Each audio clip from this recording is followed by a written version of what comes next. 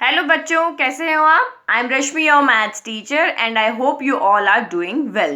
तो आज इस वीडियो से हम स्टार्ट कर रहे हैं chapter number 2, relations and functions. तो चैप्टर की तरफ अगर हम देखते हैं तो रिलेशन जो वर्ड है वो आपके लिए कोई नया वर्ड नहीं है, क्योंकि हम रियल लाइफ में भी बहुत सारे रिलेशंस देखते हैं। तो फंक्शंस क्या है वो हम बाद में समझेंगे। अगर आपको रिलेशन सही से समझ में आ गया तो फंक्शन तो आप बहुत इजीली समझ जाओगे।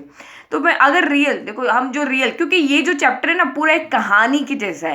अगर आपको ये एक स्टोरी समझ में आ गई ना, 3 एक्सरसाइज है। एक फर्स्ट एक्सरसाइज आपकी कार्टेशियन प्रोडक्ट ऑफ सेट्स है, दूसरी रिलेशन, तीसरी फंक्शन है। तो अगर आपके इसके पीछे की स्टोरी आपको समझ में आ गई, बिल्कुल एक कहानी जैसा स्मूथली ये चलेगा, तो आप इजीली इस चैप्टर को समझ जाओगे। और इस चैप्टर को करने से पहले आपको चैप्टर 1 जरूर करना है, क्योंकि यहाँ पे जो हमारा फर्स्ट एक्सरसाइज है वो क्या है, कार्टेशियन प्रोडक्ट ऑफ सेट्स। तो सेट्स क्या है वहाँ पे आपको समझ में आना चाहिए। यहाँ पर भी हम सेट्स ही बनाएंगे। तो फर्स्ट चैप्टर को अच्छे से पढ़ने के बाद ही आप इस चैप्टर को स्टार्ट करना। तो मैं आपको कह रही थी कि हमने रियल लाइफ में बहुत सारे रिलेशन देखे, जैसे कोई ब्रदर का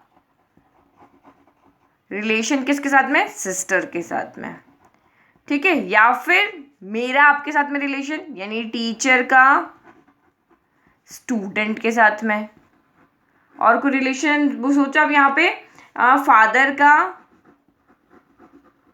सन के साथ रिलेशन, या फिर मदर का अपनी सन या डॉटर के साथ रिलेशन। तो ऐसे रियल लाइफ में बहुत सारे रिलेशन है। लेकिन मैथ्स में भी क्या कोई रिलेशन है? तो यस, मैथ्स में भी बहुत सारे रिलेशन है। जैसे आपने पढ़ा है ना कि कोई नंबर 1 से बड़ा है, कोई नंबर, ये 2 नंबर का रिलेशन है। जैसे हमने 3 और 5 ले लिया, तो 3 5 से छोटा है। तो 3 5 का क्या रिलेशन है कि 3 जो है वो 5 से छोटा है। या फिर अगर मैं यहाँ पे कहूँ कि 5 3 से बड़ा है, या फिर 2 लाइंस को अगर हम देखें तो ये 2 लाइन आपस में पैरेलल है। तो ऐसे मैथ्स में भी बहुत सारे रिलेशन होते हैं। तो आप यहाँ पे क्या नोटिस कर रहे हो कि अगर हम कोई भी रिलेशन लिख रहे हैं ना, तो रिलेशन क्या आ रहा है, पेयर में आ रहा है। यानी ब्रदर का सिस्टर के साथ रिलेशन है तो ये एक पेयर है। अगर टीचर का स्टूडेंट के साथ रिलेशन है तो ये भी एक पेयर है। फादर का सन के साथ रिलेशन है तो ये भी एक पेयर है। तो कोई भी रिलेशन अगर आप लेते हो तो वो पेयर में आता है। यहाँ पे इसके अंदर हम क्या सीख रहे हैं कि कोई भी रिलेशन हमारा किस में आता है, पेयर के अंदर आता है। तो जो हमारी फर्स्ट एक्सरसाइज है कार्टेशियन प्रोडक्ट्स ऑफ सेट्स, तो वहां हम क्या करेंगे, आपको 2 सेट दिए होंगे। तो उन 2 सेट में आप कितने रिलेशन वहां पे बना सकते हो, रिलेशंस को पेयर कैसे करते हो, वो हम यहाँ पे सीखेंगे, ठीक है। तो फर्स्ट टॉपिक हम यहाँ पे देखते हैं, एक्सरसाइज हमारा 2.1 का कार्टेशियन प्रोडक्ट ऑफ सेट्स क्या होता है। तो कार्टेशियन वर्ड जो है वो आपने क्लास 9 में पढ़ा है। प्रोडक्ट आपको पता है मल्टीप्लिकेशन होता है, बहुत सारे हमारे पास ऑपरेशन होते हैं, नंबर्स के अंदर प्लस होता है, माइनस होता है, डिवीजन होता है, प्रोडक्ट होता है। तो प्रोडक्ट वर्ड पढ़ा हुआ है। सेट्स आपने पूरा फर्स्ट चैप्टर यहाँ पे देख लिया। मतलब सेट्स मतलब आपको ग्रुप दिए होते हैं, एक आपको यहाँ पे उन सेट्स के ऊपर हम अलग अलग ऑपरेशन लगाते हैं। तो यहाँ पे हम लगाएंगे कार्टेशियन प्रोडक्ट ऑफ सेट्स वाला हो गया। तो कार्टेशियन का मतलब क्या होता है, अगर आपने क्लास 9 में पढ़ा होगा तो कार्टेशियन का मतलब क्या होता है, एक प्लेन। तो जैसे आपने कोऑर्डिनेट ज्योमेट्री अपना चैप्टर पढ़ा है, तो जैसे उसमें होता है ना कि जैसे हम यहाँ पे कोई भी पॉइंट 2 प्लॉट करते हैं, जैसे मैंने एक पॉइंट प्लॉट किया, यहाँ पर मेरा आ रहा है x2 y3 2,3 आ रहा है, ठीक है। तो ये इसी तरीके से ये भी चैप्टर इसी से रिलेट करेगा। इसमें कार्टेशियन क्यों आ रहा है वो हम देंगे सेट्स के अंदर, ठीक है। क्योंकि यहाँ पे क्या होता है, अगर 2,3 रखा है तो पॉइंट अलग आता है, 3,2 रखा तो पॉइंट अलग आता है। क्योंकि कार्टेशियन जब हम प्लेन ग्राफ में कोई भी पॉइंट्स यहाँ पे प्लॉट करते हैं तो हम 2 3 को 3 2 नहीं लिख सकते हैं। ये तो आपको अच्छे से समझ में आता है, क्योंकि 3 2 लिखोगे मतलब x यहाँ से यहाँ 3 हो गया और y यहाँ से यहाँ 2 यानी वो पॉइंट आपका यहाँ पे आएगा। तो उसी चीज़ को देख करके, तो इसको पहले देखो हम एक एग्जाम्पल से समझते हैं कि कोई एक एग्जाम्पल लेते हैं कि कैसे हम पेयर बनाते हैं। तो यहाँ पे हमने 2 सेट लिए। एक सेट लिया हमने टीचर का, सेट टी हमने लिया। वो किसका सेट है, द सेट ऑफ टीचर। तो मैंने यहाँ पे 2 टीचर लिए हैं, एक टीचर अमित है और एक टीचर रोहन है, ठीक है। इसको मैंने शॉर्ट फॉर्म में लिया, टीचर अमित और टीचर रोहन है, 2 टीचर है। और सेट सी में मैंने यहाँ पे कोर्सेज लिए हैं, कोई भी 3 यहाँ पे सब्जेक्ट ले लिए, कोर्स ले लिए। जैसे कि पीडी मैंने एक कोर्स लिया जिसमें आपका पर्सनैलिटी डेवलपमेंट, जीके ले लिया और इंग्लिश ले लिया। मतलब मेन सब्जेक्ट तो इंग्लिश है, बाकी ये पर्सनैलिटी डेवलपमेंट भी पढ़ाते हैं और जीके भी पढ़ाते हैं। अब आपको यहाँ पे ऑल पॉसिबल वेज लिखने हैं जिसमें ईच टीचर ईच सब्जेक्ट को पढ़ा है। यानी कि टीचर अगर अमित को हम ले रहे तो वो भी इन 3 सब्जेक्ट को पढ़ा है, टीचर रोहन अगर हम ले रहे तो वो भी 3 सब्जेक्ट को पढ़ा है। तो देखो इसको हम एक एरो डायग्राम से समझते हैं कि आप यहाँ पे पेयर कैसे बनाओगे।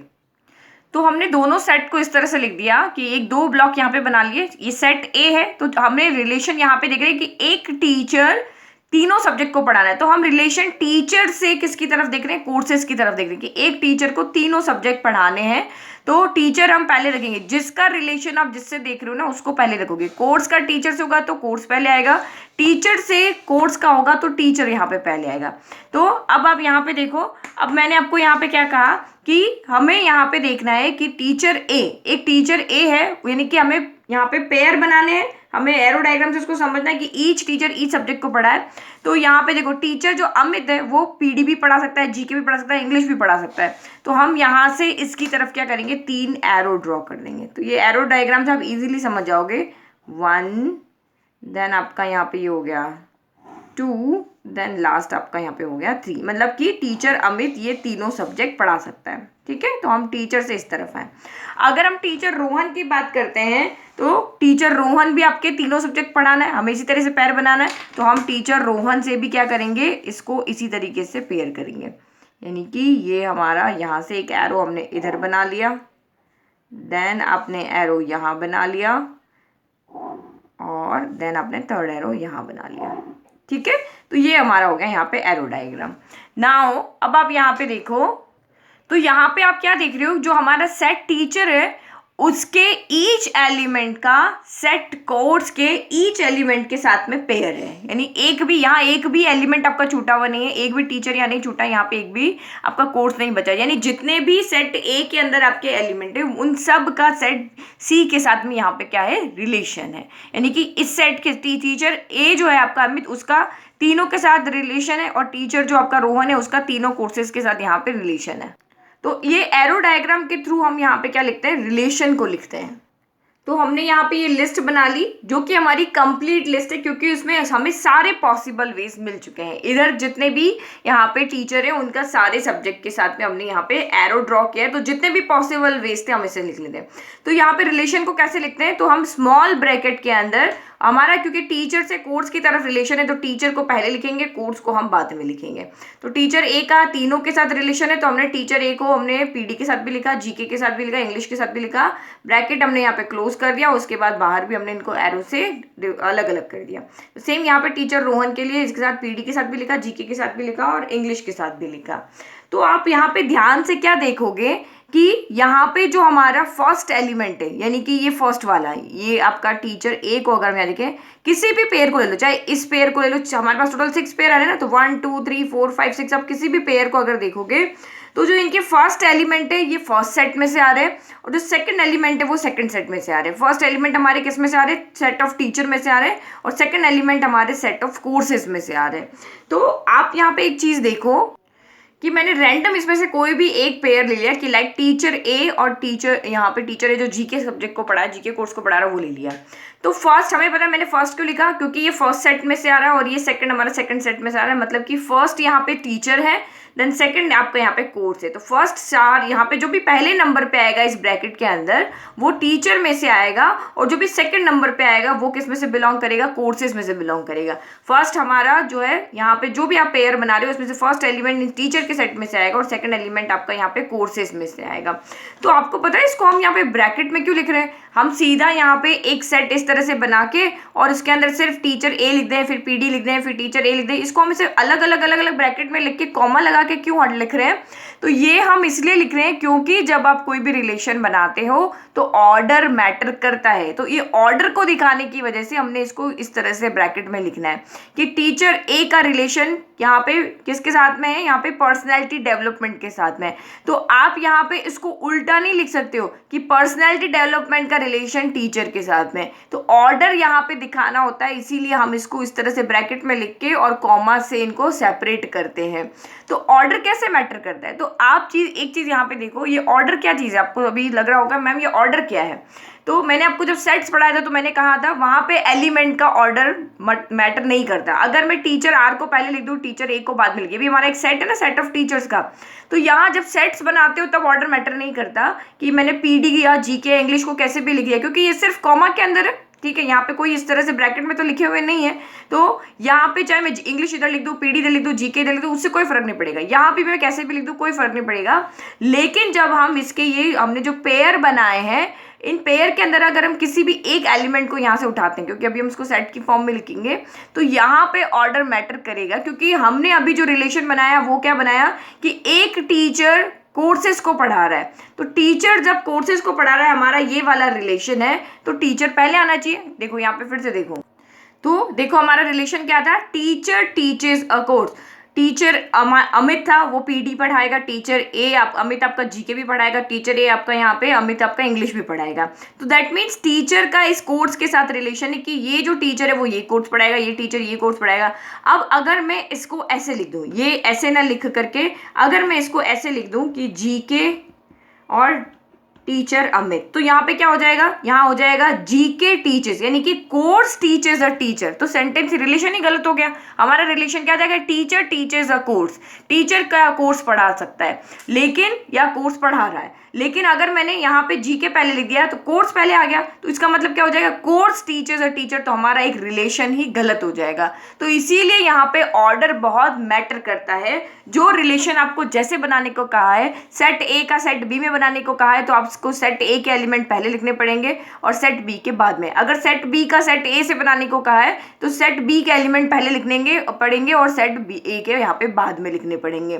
तो ये आपको अच्छे से समझ में आ गया कि जब भी हम किसी से रिलेशन की, जैसे आपके जब फैमिली में हम गए कि आपको यहाँ पे देखना है कि कौन किसकी, ये इस गर्ल है, इसका भाई कौन है, तो गर्ल पहले भाई बाद में, इसका भाई कौन है तो भाई बाद में आएगा। भाई को पहले कर दिया तो भाई के वहां पे थोड़ी ना, भाई का भाई लड़की थोड़ी ना भाई हो जाएगी। तो इसी तरीके से यहाँ पर भी रिलेशन थे। मैंने आपको कहा ना कि ये एक स्टोरी की तरह है, एक स्टोरी की तरह अगर इसको समझोगे तो बिल्कुल आपके माइंड में ये चैप्टर बहुत ईजी है, क्योंकि ये बहुत इंपॉर्टेंट चैप्टर है एग्जाम पॉइंट ऑफ व्यू से, आगे आपके कंपटीशन एग्जाम के लिए।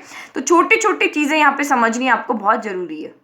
तो क्योंकि यहाँ पे जो भी हमने ये ऑर्डर पेयर बनाए हैं, अब ये हमने यहाँ पे पेयर बनाए, अब इसको मैंने और क्या नेम दे दिया, ऑर्डर पेयर, क्योंकि ये एक रिलेशन को लेके चल रहे हैं। तो क्योंकि ये एक ऑर्डर के साथ यहाँ पे चल रहे हैं तो इसीलिए हम इनको ऑर्डर्ड पेयर कहते हैं। आप एक एक चीज समझोगे ना तो इसकी डेफिनेशन अच्छे से समझ में आ जाएगी। हमने दो सेट्स लिए हैं, सेट्स के अंदर हमने यहाँ पे रिलेशन के अकॉर्डिंग पेयर बनाया है, और ये जो हमारे पेयर बने हैं एक पर्टिकुलर ऑर्डर को लेके चल रहे हैं, इसीलिए हम इन्हें क्या कहते हैं, ऑर्डर्ड पेयर कहते हैं। तो ये जो आपका ऑर्डर्ड पेयर का कंप्लीट सेट है, ये हमने सारे अलग अलग ऑर्डर पेयर बनाए। अब इनको अगर हम सेट की फॉर्म में लिख देते हैं तो वही आपका कार्टेशियन प्रोडक्ट ऑफ सेट्स होता है। तो आप सेट आप कैसे लिखते हो, कोई भी सेट आपको लिखना है तो आप यहाँ पे एक कैपिटल लेटर से उसको इंडिकेट करते हो और कर्ली ब्रैकेट के अंदर उसको लिख लेते हो। हम सेट्स ऐसे ही लिखते हैं ना, तो यहाँ पर भी ऐसे ही करना है। ये जो हमारे अलग अलग पेयर है, ऑर्डर्ड पेयर है, इनको आप अगर आप कर्ली ब्रैकेट के अंदर लिख दोगे तो ये आपका यहाँ पे क्या हो जाएगा, कार्टेशियन प्रोडक्ट ऑफ सेट्स हो जाएगा। लेकिन कार्टेशियन प्रोडक्ट ऑफ सेट्स को हम किसी कैपिटल लेटर से नहीं डिनोट करते हैं, उसको set A cross set B से लिखते हैं। यानी कि हमारे यहाँ टीचर और कोर्स का रिलेशन है तो हम इसको टी क्रॉस सी से डिनोट करेंगे और फिर इसको हम कर्ली ब्रैकेट के अंदर लिख देंगे, तो वही हमारा कार्टेशियन प्रोडक्ट ऑफ सेट्स हो जाएगा। ठीक है, तो जो जो चीज आपको याद रखनी है मैं हाईलाइट कर रही हूँ कि कार्टेशियन प्रोडक्ट ऑफ सेट्स को हम टी क्रॉस, ये प्रोडक्ट का मतलब क्या होता है, क्रॉस ही होता है ना। सेट्स आपको समझ में आ गया, दो सेट्स हमने ले लिया, प्रोडक्ट का मतलब उन दोनों सेट के बीच में ये क्रॉस का रिलेशन, यानी हम कार्टेशियन प्रोडक्ट को हम इस तरह से डिनोट करते हैं। तो अब यहाँ पे आपको सेट की फॉर्म में लिखना है इन सारे एलिमेंट्स को, तो आप यहाँ पे क्या करोगे, हमें पता है सेट्स को हमेशा हम कर्ली ब्रैकेट के अंदर लिखते हैं, तो यहाँ पे आपका क्या हो जाएगा, T cross C equal to curly bracket, और ये सारे एक एक एलिमेंट, यानी ऑर्डर पेयर को जैसा आपका यहाँ पर है, जैसे सेट्स के अंदर लिखते थे ना हम ए बी सी, जैसे आपका यहाँ पे इस तरह से लिखे हुए हैं, ये तो हम उसको कैसे लिखते हैं, सेट की फॉर्म में लिखते हैं तो कर्ली ब्रैकेट में लिखते हैं। तो यहाँ पर भी मैं कर्ली ब्रैकेट कर लेती हूँ, ये भी हमारे सेट है ना। ठीक है, तो ये अब इसको हम यहाँ पे कैसे लिखेंगे, अब ये सारे आप यहाँ पे पेयर लिख लो, तो टी ए, और इसी तरीके से आपको ध्यान रखना है कि हमें जब भी कोई यहाँ पे कार्टेशियन कोई भी दो सेट दिए उनका कार्टेशियन प्रोडक्ट ऑफ सेट लिखना है तो ऐसे ही हम लिखेंगे, दोनों सेट के बीच में क्रॉस लगा देना है। और जो भी आप चाहे एरो डायग्राम्स बनाओ या आप सीधे भी देख सकते हो कि इसको यहाँ पे मैं लिख सकती हूँ, इसको इन तीनों के साथ लिखना है, इसको इन तीनों के साथ लिखना है, लेकिन ब्रैकेट के अंदर लिखना है, कॉमा लगाना है और बाहर भी आपको कॉमा लगा के और ये सारे यहाँ पे हम ऑर्डर पेयर लिख देंगे। ठीक है, तो कर्ली ब्रैकेट में लिखना है, इसके अंदर ऑर्डर पेयर को मैं यहाँ पे स्मॉल ब्रैकेट में लिखना है, कॉमा से इनको यहाँ पे कॉमा लगा के इनको अलग कर दें, सेपरेट कर देना है। तो अब आपको यहाँ पे क्या समझ में आया, कर्ली ब्रैकेट में हम सेट्स को लिखते हैं, सेट्स में ऑर्डर मैटर नहीं करता, आप चाहे इसको यहाँ लिखा है यहाँ लिख दो, इनमें से किसी को भी कहीं पे लिख लो, कोई फर्क नहीं पड़ता, लेकिन जो अंदर आपके यहाँ पे एलिमेंट है इसके अंदर आपका ऑर्डर मैटर करेगा, क्योंकि हमारा relation teacher teaches a course है, तो टीचर पहले आएगा और आपका यहाँ पे कोर्स बाद में आएगा। अब देखो ये वाला जो सेट है ये हमने किस फॉर्म के अंदर लिखा है, तो ये हमने लिखा है, तो ये हमारा है रोस्टर फॉर्म। तो फर्स्ट चैप्टर पढ़ा है तो आपको पता है ना, रोस्टर फॉर्म में हम ऐसे ही लिखते हैं किसी भी सेट को। अब इसी सेट को हम सेट बिल्डर फॉर्म में भी लिख सकते हैं, तो इसी तरह के क्वेश्चन भी आपके आएंगे। तो इसको आप सेट बिल्डर फॉर्म में कैसे लिखोगे, तो सेट बिल्डर फॉर्म को आप यहाँ पे देखो, तो सेट बिल्डर फॉर्म आपकी यहाँ पे कैसे हो जाएगी, तो हमारा सेट का नेम क्या है, टी क्रॉस सी है, फिर हम कर्ली ब्रैकेट लिखते हैं, तो हमारा टी क्रॉस सी में फर्स्ट एलिमेंट कहाँ से आ रहा है, तो फर्स्ट एलिमेंट हमारा टीचर के सेट में से आ रहा है, और दूसरा एलिमेंट कहाँ से आ रहा है, तो वो हमारा कोर्सेज में से आ रहा है। तो फर्स्ट एलिमेंट आपका यहाँ पे किससे बिलोंग करेगा, तो फर्स्ट एलिमेंट टी आपका कहाँ से आएगा, टी आएगा आपका टीचर के सेट से, और सी आएगा आपका यहाँ पे, एंड सी आपका कहाँ से, सी बिलोंग करेगा कोर्सेज में से। तो ये हमने यहाँ पे क्या लिख दिया कि हमने यहाँ पे इसको सेट बिल्डर फॉर्म है, ये रोस्टर फॉर्म हो गई, ये सेट बिल्डर फॉर्म हो गई। तो जहाँ से टी के अंदर कौन कौन से एलिमेंट आएंगे, तो टी के अंदर आपका टीचर ए आ जाएगा, टीचर रोहन आ जाएगा, ठीक है। और सी कहाँ से बिलोंग करेगा, सी इस सेट में से बिलोंग करेगा, पीडी हो गया, जीके हो गया, और आपका ये इंग्लिश हो गया। तो ये हमारा यहाँ पे क्या हो गया, सेट बिल्डर फॉर्म हो गया। अब एक बार हम यहाँ पे कार्टेशियन प्रोडक्ट की डेफिनेशन देखते हैं। तो ये हमारी डेफिनेशन हो गई। अब आप डेफिनेशन को इजीली समझ जाओगे क्योंकि अभी आप पूरा इसको मैंने एक्सप्लेन कर दिया। तो given two non empty sets P and Q, तो पी एंड क्यू आपके क्या होने चाहिए, नॉन एम्प्टी सेट्स होने चाहिए, मतलब वो खाली नहीं होनी चाहिए, उसमें कोई ना कोई एलिमेंट होना चाहिए, एम्प्टी नहीं होने चाहिए। तो अगर उन दोनों सेट का कार्टेशियन प्रोडक्ट लिखना है तो उसको हम पी क्रॉस क्यू से डिनोट करते हैं, और वो क्या होता है, is the set of all ordered pair of elements from P to Q. तो यहाँ पे रिलेशन आपका पी से क्यू का है, तो सारे पी के सेट के अंदर जितने भी एलिमेंट है उनका क्यू के सेट के अंदर जितने भी एलिमेंट है उन सब के साथ पेयर होना चाहिए। तो is the set of all ordered pair of elements from set P to set Q. तो देखो एक एग्जाम्पल और लेते हैं, एक सिंपल एग्जाम्पल अभी लेते हैं। तो लेट मैंने कि यहाँ पे क्या लिया, एक सेट मैंने ले लिया यहाँ पे ए, तो ए के अंदर मैंने दो एलिमेंट ले लिए, एक 1 ले लिया, एक 2 ले लिया, और मैंने यहाँ पे दूसरा सेट ले लिया बी के अंदर मैंने दो एलिमेंट ले लिए, 4 ले लिया, 5 ले लिया। अब आपको कहा है आप ऑर्डर पेयर बनाओ, तो या तो वही आप एरो डायग्राम से बना सकते हो, अगर आपको नहीं समझ में आता है तो यहाँ 1 ले लो, यहाँ 2 ले लो, यहाँ 4 ले लो, यहाँ 5 ले लो। तो आपका यहाँ पे क्योंकि अगर मैं ए से बी में रिलेशन बना रही हूँ तो देखो ए क्रॉस बी आएगा, ये रिलेशन आएगा, वही कर्ली ब्रैकेट आएगा। तो आप देखो 1 का बिना उसको एरो डायग्राम के देखो 1 का पहले 4 के साथ रिलेशन, तो 1,4 हो गया, ब्रैकेट में लिखना है, फिर एक कॉमा लगाना है, फिर 1 का 5 के साथ भी, तो 1,5 हो गया, ब्रैकेट के साथ, ब्रैकेट आपका यहाँ पे क्लोज कॉमा, फिर 2 का आपका यहाँ पे 2 का रिलेशन बनाना है 4 के साथ में, और 2 का रिलेशन बनाना है यहाँ पे 5 के साथ में। तो ये आपका रिलेशन कैसे बना, तो आप यहाँ पे देखो फिर से, जो आपका 1 है ए का, ये पहले जाएगा आपका किसी के पास भी जाए, 4 के पास जाए, 5 के जाए, तो हमने 1 का 4 के साथ बना लिया, फिर इसी 1 का हमने यहाँ पे बना लिया 5 के साथ में, तो ये 1 4 1 5 हो गया। फिर 2 का अगर हम यहाँ पे देख रहे हैं तो सबसे पहले 2 का रिलेशन किसके साथ बनेगा, यहाँ पे चाहे 4 के साथ बनाओ चाहे 5 के साथ, और फिर 2 का 5 के साथ, तो इधर के जो दोनों एलिमेंट है उनका रिलेशन इधर के दोनों एलिमेंट के साथ है। तो अभी हम ए क्रॉस बी देख रहे हैं, तो यहाँ पे भी अगर आप देखना चाहो तो 1 को 4 के साथ, 1 का यहाँ पे 5 के साथ, और फिर 2 का यहाँ पे 4 के साथ, और 2 का यहाँ पे 5 के साथ। तो ये तो हमारा क्या हो गया, यहाँ पे ऑर्डर पेयर हो गया। नाउ नेक्स्ट आप यहाँ पे देखो, अगर यही हमें बी क्रॉस ए लिखना होता है, ये तो हमने ए क्रॉस बी लिखा, तो मैं आपको यहाँ पे यही समझा रही हूँ कि ए क्रॉस बी ऑर्डर क्यों मैटर करता है, अगर ऑर्डर मैटर नहीं करता तो A cross B cross A equal आता है, लेकिन जब हम बी क्रॉस ए कर रहे हैं तो अब हमारा रिलेशन किसके साथ बनेगा, बी के एलिमेंट हम यहाँ पे पहले लिखेंगे और ए के एलिमेंट हम लिखेंगे बाद में, और यहाँ पे भी बी क्रॉस ए करना है तो बी को हम यहाँ पे पहले लिखेंगे, बी के एलिमेंट हम यहाँ पे लिखेंगे 4,5, और ए सेट को हम यहाँ पे बाद में लिखेंगे 1,2। अब आप रिलेशन बना तो 4 का 1 के साथ में, 4 का यहाँ पे 2 के साथ में, तो ये हमारा रिलेशन कैसे आएगा 4,1 और 4,2। फिर आपका यहाँ पे क्या आएगा 5 का 1 के साथ में, 5 का 2 के साथ में, ऐसे हमें ऑर्डर पर लिखेंगे। तो यहाँ पे क्या लिखेंगे 5 का 1 के साथ में और 5 का 2 के साथ में। तो ठीक है, तो ये अब बी से ए के साथ रिलेशन है तो ये ऐसे आएगा। तो 1,4 4,1 के क्या इक्वल होता है, तो वो कार्टेशियन वर्ड से आप यहाँ पे देखो, अगर हम यहाँ पे ग्राफ में यहाँ पे ये देखो ये कोऑर्डिनेट की फॉर्म में आ रहे, तो इसीलिए यहाँ पे कार्टेशियन वर्ड लिया है। तो ये वही रेने डिकार्टे ने ही समझाया था ये सारा।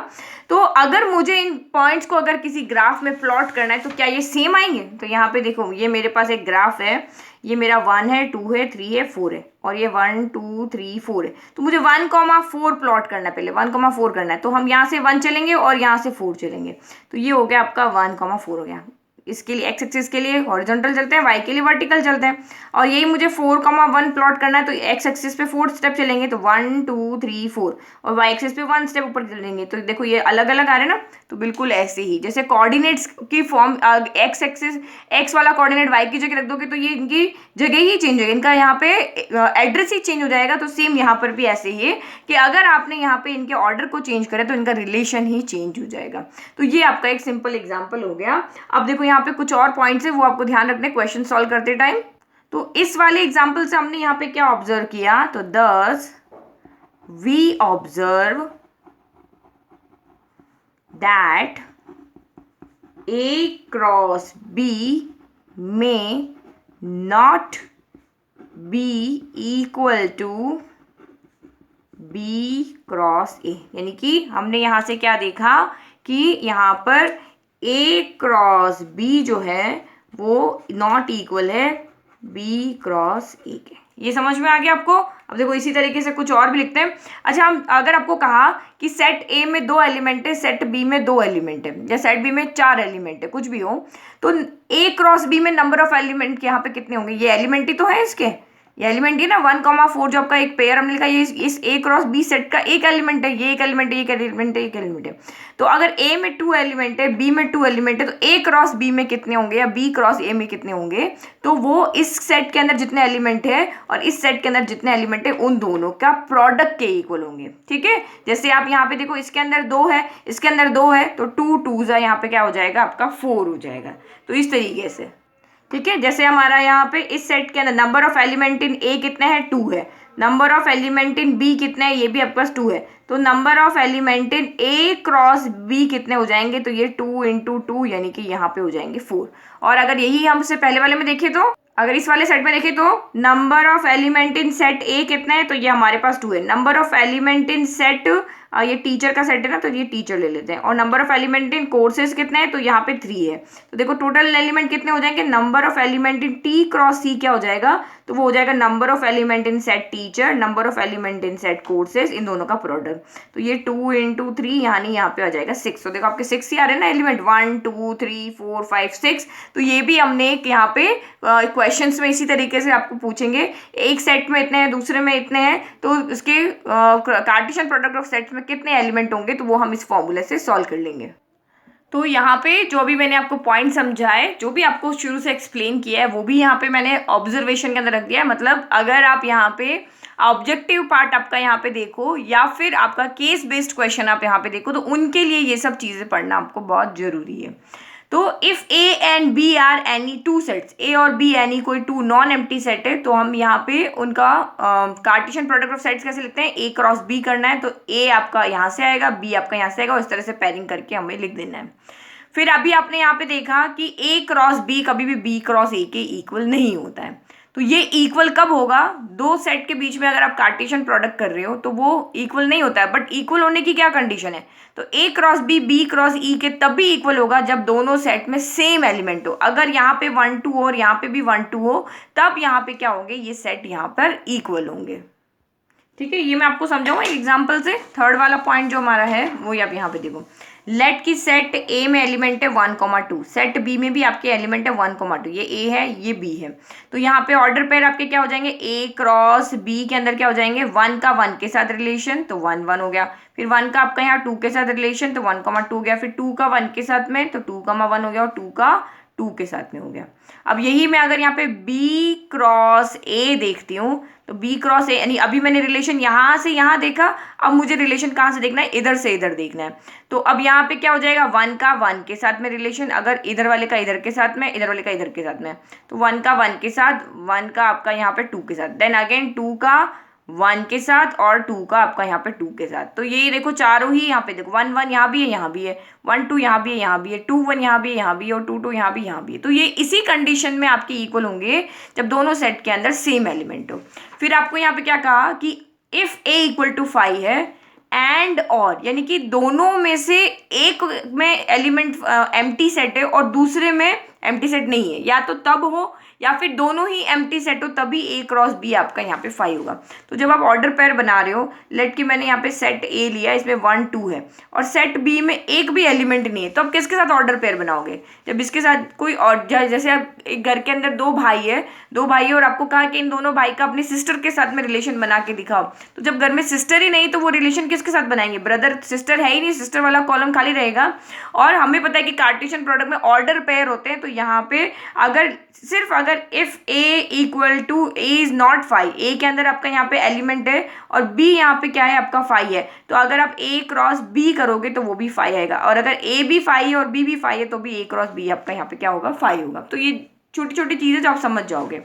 फिर if A and B are finite set, finite set का मतलब क्या हो गया कि उसमें काउंटेबल एलिमेंट है, 5 है, 10 है, 2 है, तो उसको क्या बोलते हैं, जिसको हम काउंट कर सकते हैं वो फाइनाइट है। देन A क्रॉस B भी ऑल्सो फाइनाइट होगा। तो अभी मैंने आपको बताया, देखो इसमें 2 है, इसमें 2 है, तो n number of element in A cross B कितना होगा, 4 होगा, हम काउंट कर सकते हैं। तो अगर फाइनाइट एलिमेंट है तो उसमें A क्रॉस B में एलिमेंट A क्रॉस, अगर दोनों के अंदर, दोनों सेट के अंदर फाइनाइट एलिमेंट है तो A क्रॉस B में भी फाइनाइट एलिमेंट ही होंगे। और ये फॉर्मूला तो मैंने अभी आपको समझाया था, number of element of A cross B आपका यहाँ पे क्या होता है, number of element in set A cross number of element in set B। ये तो मैंने आपको अभी एग्जाम्पल से भी समझा दिया, कहाँ पे, ये वाले एग्जाम्पल्स, ये रहा आपका ऊपर, ठीक है। तो ये देखो, ये छोटी छोटी चीज़ें आपको यहाँ पे, ये मैं हाईलाइट कर रही हूँ, ये आपको यहाँ पे क्या याद रखनी है कि ये A इक्वल टू B आपका कब होता है, A इक्वल टू 5 है, B इक्वल टू 5 है, तभी आपका A क्रॉस B यहाँ पे क्या होता है, 5 होता है। फिर नेक्स्ट देखो, तो अगर A क्रॉस B आपका इनफाइनाइट सेट कब आएगा, A क्रॉस B आपका यहाँ पे इनफाइनाइट सेट कब आएगा, तो at least one of A and B is an infinite set. तो या तो दोनों ही इनफाइनाइट हो, जैसे आपका यहाँ पे सेट ऑफ नेचुरल नंबर ले लेते हैं, तो सेट ऑफ नेचुरल नंबर आपका यहाँ पे क्या होता है, 1 होगा, 2 होगा, 3 होगा, सो ऑन चलेगा। और यहाँ पे मैंने ओनली 1 2 ले लिया, ठीक है, मेरा सेट A है वो इनफाइनाइट सेट चल रहा है, सेट ऑफ नेचुरल नंबर, और B में सिर्फ 2 एलिमेंट है, तो आपको यहाँ पे पेयरिंग करनी, तो आपके इनफाइनाइट एलिमेंट आएंगे, क्योंकि सेट A के अंदर इनफाइनाइट एलिमेंट है, या तो ये हो या फिर दो, इसमें भी मैंने सेट ऑफ नेचुरल नंबर कर दिया जो कि दोनों ही इनफाइनाइट है, तब भी आप A क्रॉस B बनाओगे तो ये भी आपका इनफाइनाइट सेट ही आएगा। तो इनफाइनाइट सेट कब आता है, तो ये आप यहाँ पे याद रख लेना कि A cross B is an infinite set होगा if and only if at least one, कम से कम इसमें से एक हो या फिर दोनों। एटलीस्ट का मतलब ये होता है ना कि कम से कम एक हो, या फिर जितने भी आपने सेट लिए, 2 सेट हमने यहाँ पे लिए, तो दोनों ही इनफाइनाइट हो। अब 2 इक्वल ऑर्डर पेयर कब होंगे, तो 2 ऑर्डर पेयर आपके इक्वल कब होंगे, ये आपके ऑर्डर पेयर कब इक्वल होंगे, यानी कि 1 1 1 1 के इक्वल कब होगा, तो ये इक्वल ऑर्डर पेयर से रिलेटेड आपके क्वेश्चन आएंगे कि अगर x y इक्वल टू 5 6 है तो आप x और y की वैल्यू फाइंड करके बताओ। तो अभी हमने कहा ना कि जब a equal to b set होगा तभी आपके यहाँ पे इक्वल ऑर्डर पेयर आएंगे। देखो इसका 1 1 इसके 1 1 के इक्वल, इसका 1 2 इसके 1 2 के इक्वल, तो आपको वेरिएबल दिया होगा, तो आप यहाँ पे क्या करोगे कि पहला वाला एलिमेंट, 2 आपके यहाँ पे पेयर लिखे हुए, तो पहला वाला एलिमेंट पहले वाले के इक्वल होगा और दूसरा वाला एलिमेंट दूसरे वाले के इक्वल होगा, तो x इक्वल टू 5 हो जाएगा, y इक्वल टू 6 हो जाएगा। फिर एक क्वेश्चन आपका ऑर्डर ट्रिपलेट का भी है, तो ऑर्डर ट्रिपलेट जो आपका यहाँ पे क्वेश्चन है उसके अंदर आपके अलग अलग यहाँ पे सेट नहीं है कि सेट A अलग होगा, B अलग होगा, C अलग होगा, इस तरह से नहीं। अभी जो आपके कोर्स में है वो सेम सेट के अंदर है, यानी A क्रॉस A, यानी एक ही सेट का अपने आप से आपको क्रॉस कराना है। तो वो आपका यहाँ से क्या हो जाएगा, जैसे यहाँ पे देखो ये A क्रॉस A है ना, तो एक एलिमेंट इसमें से आएगा, एक इसमें से आएगा, एक इसमें से आएगा, तो ABC होगा, और जिसमें से ABC तीनों A में से आएंगे। ये तो मैं एग्जांपल से समझाती हूँ। तो ये जो ABC आपका आ रहा है ना, इसको हम ऑर्डर ट्रिपलेट कहते हैं। यहाँ पे हम क्या कहते हैं, ऑर्डर्ड पेयर कहते हैं। पेयर क्यों कहते हैं, क्योंकि 2 का जोड़ा हमेशा 2 का होता है, और यहाँ पे क्या होता है, हम ऑर्डर्ड इसको ट्रिपलेट कहेंगे। तो कैसे बनेगा देखो, ये भी एग्जाम्पल से समझाती हूँ। अब यहाँ पे देखो ये हमारा सेम सेट होना चाहिए, ये ए है, मैं इसको भी यहाँ पे ए कर देती हूँ, ठीक है। अभी समझा ना, देखो ए में भी 1 2, मैंने कहा ना सेम सेम सेट में होगा, तो ए में भी 1 2 है, उस ए में भी 1 2, इनका हमने ऑर्डर पेयर बनाया सबसे पहले, हमें यहाँ पे फाइंड करना है, तो ये हमने ए क्रॉस ए किया है यहाँ पे, ठीक है, इसको भी भूल जाओ। तो ए क्रॉस किया तो हमारा ये आ गया। अब हमें क्या करना है, यहाँ पे ए क्रॉस ए करना है।